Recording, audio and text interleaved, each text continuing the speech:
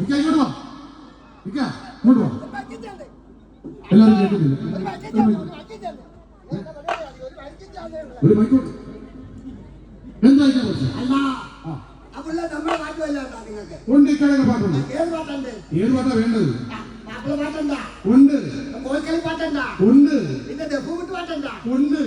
ഇതിൽ ഏതാണ്ട് നിങ്ങളുടെ കയ്യില്? എങ്കിൽ ഇക്ക ഒരു ഒപ്പന പാട്ടൊക്കെ പാടിക്കോട്ടെ. ഒപ്പന പാട്ടാ? അല്ല അത് കൊടുക്കും.